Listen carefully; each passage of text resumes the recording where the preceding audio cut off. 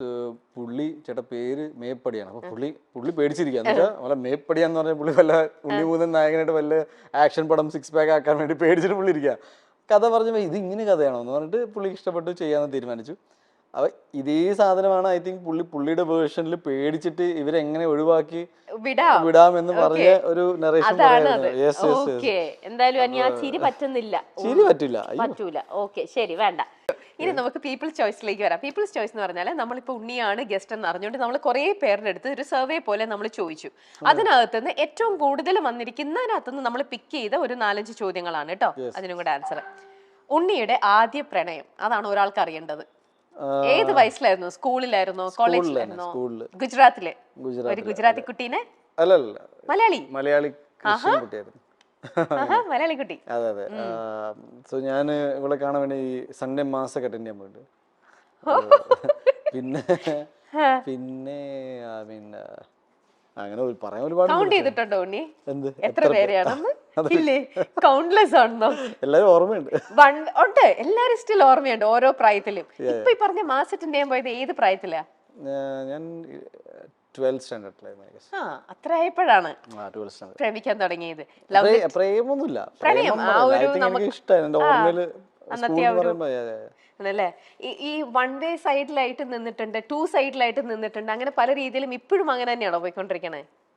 ഇങ്ങനെ എന്റെ സ്കൂളിൽ എനിക്ക് ഒരുപാട് നല്ല ഓർമ്മകളുണ്ട്. എന്നുവെച്ചാൽ ഒരു കുട്ടി ഉണ്ടായിരുന്നു, ഇപ്പോഴും എന്റെ ഫ്രണ്ടാണ്. സോ പുള്ളിക്കാരത്തി ഞാനും ഭയങ്കര ഫ്രണ്ട്സ് ആയിരുന്നു. അപ്പൊ ടീച്ചേഴ്സിന് എന്ന് വെച്ചാൽ ചിലപ്പോൾ ഇവര് കല്യാണം കഴിയും. ഞങ്ങൾ സെപ്പറേറ്റ് ആയിട്ട് സ്കൂളിൽ പോകുമ്പോഴും ടീച്ചർ ചോദിച്ചിട്ടുണ്ട് കല്യാണം കഴിച്ചുകൂടെ എന്നൊക്കെ. അങ്ങനെ ഒരു പോയിന്റിൽ അപ്പൊ പുള്ളിക്കാരത്തി രാജ്പൂത്താണ്, അവിടുത്തെ രാജ്പൂത്ത്. അപ്പൊ ഞാൻ വീട്ടിലേക്ക് പോകുമ്പോഴേ അപ്പൊ ആന്റി നിങ്ങൾക്ക് ഓക്കെ ആണെങ്കിൽ നമുക്ക് കല്യാണം. അപ്പൊ ഞാൻ നോക്കുമ്പോൾ പേടിച്ച് ഇതെന്തായിരുന്നു. ഞാൻ പറയാം ആന്റി അങ്ങനെയൊന്നുമില്ല, ഞാൻ ഫ്രണ്ടാണ്. പിന്നെ ആന്റി ഭയങ്കരമായിട്ട് അവരുടെ ഒരു ഡിഷ് ഉണ്ടാക്കും, ഒരു ചപ്പാത്തി പോലത്തെ എന്തോ, ഞാനത് കഴിക്കാനാണ് പോണത്. അപ്പൊ ഞാൻ പിന്നെ ഇവളോട് പറഞ്ഞു ഇങ്ങനെ. പിന്നെ ഇവൾക്ക് ഒരു 23-24 ആയപ്പോ she was like let's get married. ഞാൻ പറഞ്ഞു 23-ൽ ഞാൻ എന്ത് ചെയ്യാൻ, എനിക്ക് ഒന്നുമില്ല. അപ്പൊ ഞാൻ ഇപ്പൊ നാട്ടിലേക്ക് ഇങ്ങനെ സിനിമയൊക്കെ ആയിട്ട് വരാൻ നിൽക്കാം. അങ്ങനെ ഒരു പോയിന്റിൽ ഇവളെന്നെ വിളിച്ചു. അപ്പൊ നീ ഒരു കാര്യം ചെയ്യണം. അപ്പൊ ഇവളുടെ മുത്തശ്ശൻ പുള്ളിക്കാരൻ മരിച്ചു ഇപ്പോ. പക്ഷെ ഞാനും പുള്ളിയുടെ ഭയങ്കര കൂട്ടായിരുന്നു. അപ്പൊ പറഞ്ഞു നീ ദാദാജിക്ക് ഫോൺ പറ ഇങ്ങനെ കല്യാണത്തിന്റെ കാര്യം ഉറപ്പിക്കാം. ഞാൻ പറഞ്ഞു ഞാൻ എന്തിനു വിളിക്കണം, അതൊന്നും ശരിയല്ല. അപ്പൊ ഇവള് വീട്ടിൽ പറഞ്ഞു ഒരാൾ ഇഷ്ടമാണെന്ന്. അപ്പൊ അവര് പറഞ്ഞു ഉണ്ണിയാണെങ്കിൽ ഓക്കെ, അല്ലെങ്കിൽ ക്യാൻസൽ. അപ്പൊ ഈ പുള്ളിക്കാരത്തിക്ക് പിന്നീട് ഭയങ്കരമായിട്ട് ഡിബേറ്റും എലിക്വേഷനൊക്കെ പാർട്ടിസിപ്പേറ്റ് ചെയ്യുന്ന കുട്ടിയായിരുന്നു. അപ്പൊ ഇവള് കോളേജിൽ പഠിക്കാൻ പോയപ്പോ കോളേജിലൊരു പയ്യനുമായിട്ട് ഇഷ്ടത്തിലായി. അപ്പൊ ഇവള് എന്നോട് പറയാം, അപ്പൊ ഞാൻ വരുന്നത് പോയെ. അപ്പൊ ഇവൾക്ക് വേറൊരാളെ ഇഷ്ടപ്പെട്ടു എന്ന് പറയുന്നത് എനിക്ക് വിശ്വസിക്കാൻ പറ്റില്ല. അപ്പൊ ഈ പുള്ളി കാശ്മീരി പണ്ഡിറ്റായിരുന്നു. ഇവര് എവിടേക്കോ ഡൽഹിയിലൊക്കെ പരിചയപ്പെട്ടെന്ന് പറഞ്ഞിട്ട്. അപ്പൊ ഞാനിപ്പോ എന്ത് ചെയ്യണം? അപ്പൊ ഇവളുടെ വീട്ടില് ഞാൻ വിളിച്ച് പറഞ്ഞാലാണ് ഇത് സത്യമാണെന്ന് അവര് വിശ്വസിക്കുള്ളൂ. അപ്പൊ ഞാൻ വിളിക്കില്ല എന്ന് പറഞ്ഞു. ഇവര് ഇവൻച്വലി കല്യാണം കഴിച്ചു, അവരുടെ ഇന്റർകാസ്റ്റ് പോലെ കല്യാണം കഴിച്ചിട്ട് പ്രശ്നമായി. ഹാപ്പിലി. അപ്പൊ എനിക്കൊരു പോയിന്റ് കഴിഞ്ഞപ്പോ ഇങ്ങനെ ഇഷ്ടമുള്ള ആൾക്കാർ ഇങ്ങനെ ഒരു കല്യാണം കഴിച്ച് പോയിട്ട്. ഇപ്പൊ ഒരാള് US ഉണ്ടായിരുന്നു. അപ്പൊ US she got married and പുള്ളിക്കാരത്തി എനിക്കൊന്ന് ഇവരുടെ ഏതൊരു മൊമെന്റില് ഇങ്ങനെ പറഞ്ഞു, ഇങ്ങനെ അവരും ചോദിച്ചു കാണും ആരെങ്കിലും ഇഷ്ടമാണ്. അപ്പൊ എന്റെ പേര് പറഞ്ഞു. ഇയാള് ഗൂഗിൾ ചെയ്തപ്പോ എന്റെ അക്കൗണ്ട് ഒക്കെ കണ്ടിട്ട് എനിക്ക് മെസ്സേജ് ഒക്കെ അയച്ചു. അപ്പൊ ഇതിന് വെരി പോസിറ്റീവ്. ഞാൻ പറഞ്ഞ ഇതിന്റെ ഒരു അതേ സൈഡ്. എല്ലാരും ഇങ്ങനെ ദേഷ്യപ്പെടുക അങ്ങനെയൊന്നുമല്ല. ഇപ്പൊ സ്കൂളിൽ ഒരുമിച്ച് പഠിച്ചതുണ്ടായിരുന്നു. അങ്ങനെ ഇപ്പൊ അയാളുടെ കാര്യം പറഞ്ഞു, ഇവളോട് ഞാനിതൊക്കെ എല്ലാവരുടെയും കഥ കേട്ടോണ്ടിരുന്നു. ഇനി എനിക്ക് ഈ പ്രണയത്തെ കുറിച്ച് തന്നെ എനിക്ക് വേറൊരു കാര്യം ഉണ്ണിയുടെ അടുത്ത് ചോദിക്കേണ്ട. അതിന് തൊട്ട് മുമ്പേ നമ്മുടെ മൈൽ സ്റ്റോണിൽ തന്നെ കുറച്ച് നാളുകൾക്ക് മുമ്പേ ഉണ്ണി വന്നപ്പോ ഇതേ ഒരു സബ്ജക്റ്റിനെ കുറിച്ച് ഉണ്ണി ഒരു കാര്യം പറഞ്ഞിരുന്നു. അതെന്താന്ന് ഓർക്കുന്നുണ്ടോന്ന് എനിക്കറിയില്ല, നമുക്ക് നോക്കാം എന്താന്ന്.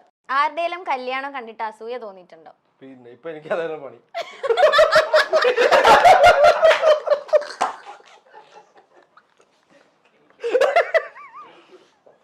ഇതിപ്പോ കല്യാണം കണ്ടിട്ടല്ല, കല്യാണം കഴിക്കാത്തോണ്ട് കുറച്ച് അസൂയ എനിക്ക് തോന്നിയിട്ടുണ്ട്. പാർവതി എവിടെയെങ്കിലും ആരെങ്കിലും ഉണ്ടെങ്കിൽ നോക്ക്. ഓ അതൊന്നുമില്ല, അതൊക്കെ ഇവിടെ വേറെ വേറെ സ്റ്റാർസ് ഒക്കെ ഇവിടെ.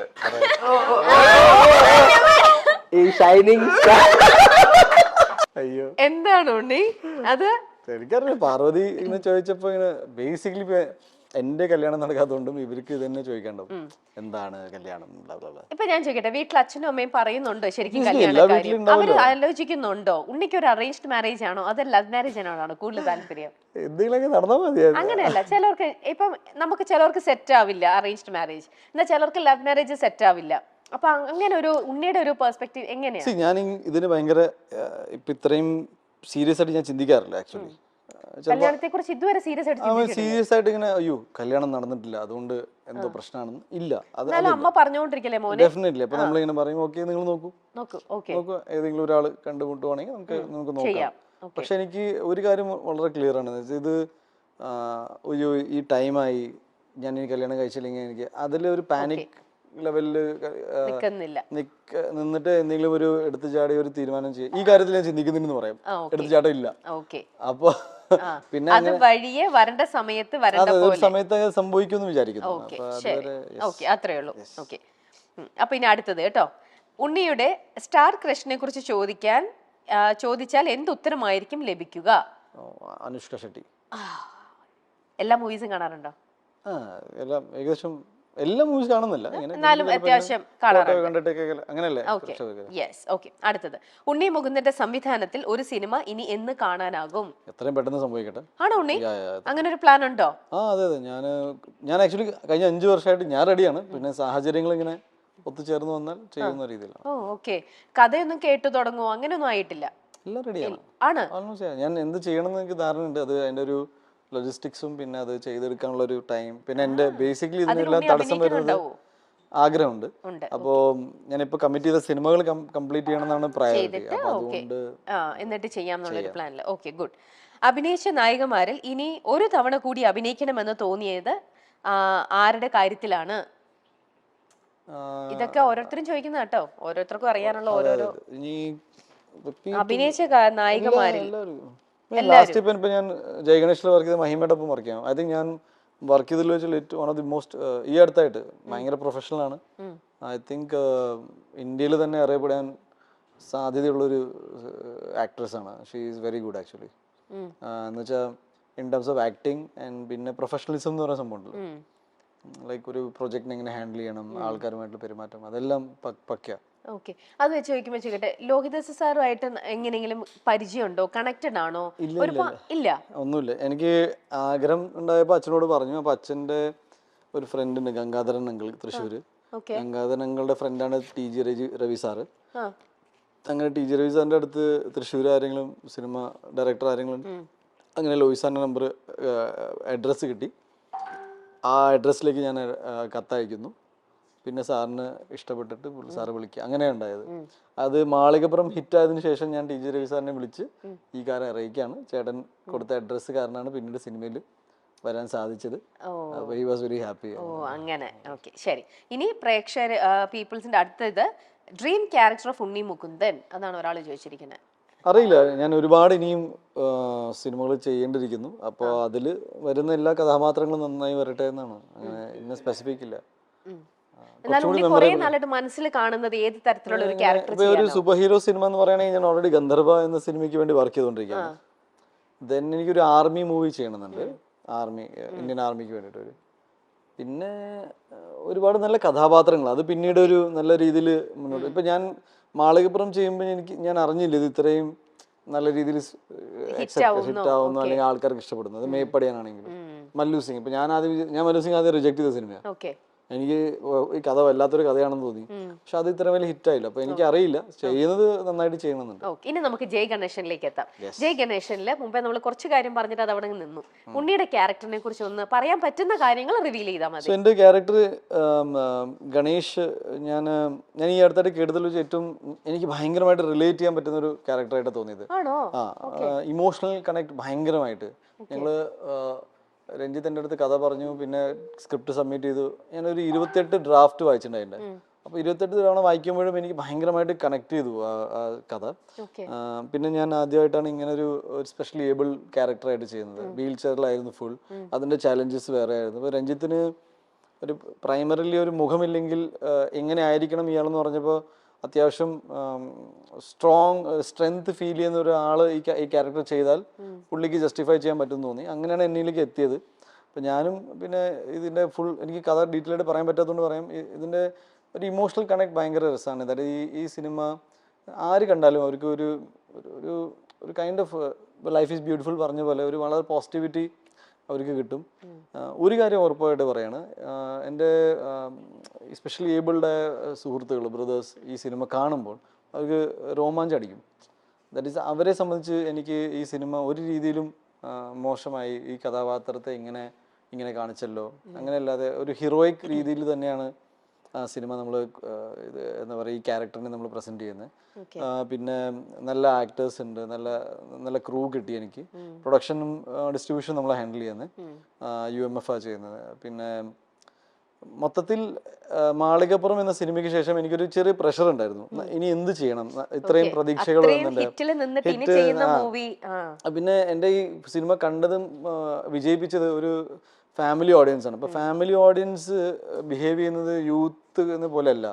ഇവര് ആ സിനിമ കാണണമെങ്കിൽ അവർക്ക് ഒരാളല്ല സിനിമ കാണാം, 4 പേര് സിനിമ കാണും. 4 പേര് എന്ന് വെച്ചാൽ ചുരുങ്ങിയത് ഒരു 1000 രൂപ, പിന്നെ ട്രാവൽ, സമയം മാറ്റി വെക്കുക. അപ്പോൾ ഒരു വലിയ ചെലവാണ്. ഇപ്പൊ ഒരു യൂത്ത് സിനിമ കാണുന്ന വെച്ചാൽ അയാൾ മാത്രം പോയി കണ്ടുവരും, വീട്ടുകാരോട് ചിലപ്പോൾ നല്ലതാണെന്ന് അവൻ പറയും, ഇല്ലെങ്കിൽ പണം ഡ്രോപ്പ് ചെയ്യും.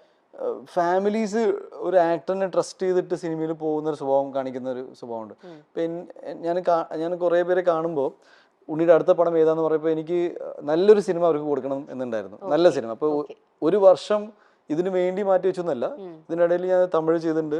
അപ്പം മലയാളത്തിലൊരു സിനിമ വരുമ്പോൾ ഒരു ഗുഡ് മൂവി ചെയ്തിട്ട് എനിക്കൊരു സേഫ്റ്റി. ഞാൻ കേട്ടിട്ടുണ്ട് ഈ ഒരു വർഷം ഉണ്ണി 300-400ഓളം സ്ക്രിപ്റ്റുകൾ കേട്ടു, കണ്ടു, വായിച്ചു പോയി. ഞാൻ മാത്രമല്ല, പിന്നെ എന്റെ ടീം ഒരുപാട് പേര്, ഞങ്ങൾ ഒരുപാട് സ്ക്രിപ്റ്റ് വായിച്ചു. അതെ, അപ്പൊ അതിൽ നിന്നും ബെസ്റ്റ് ആയിട്ട് തോന്നിയ ഒരു തവണയാണ്. അപ്പൊ എന്തായാലും ഐ എം ഷുവർ ജയ് ഗണേഷ് എന്ന് പറയുന്നതിനകത്ത് അതൊരു മിനിമം ഗ്യാരണ്ടി ഒരു സംഭവം ഉണ്ടാവും. അതിന് ഉണ്ണിയുടെ കരിയറിൽ തന്നെ ഇതുവരെ ചെയ്തതിനെക്കാട്ടിലും ഇപ്പൊ പറഞ്ഞ പോലെ ആ ചാലഞ്ചിങ് തന്നെയായിരുന്നു ആ ഒരു ക്യാരക്ടർ ചെയ്യാന്ന് പറയണത് അല്ലേ?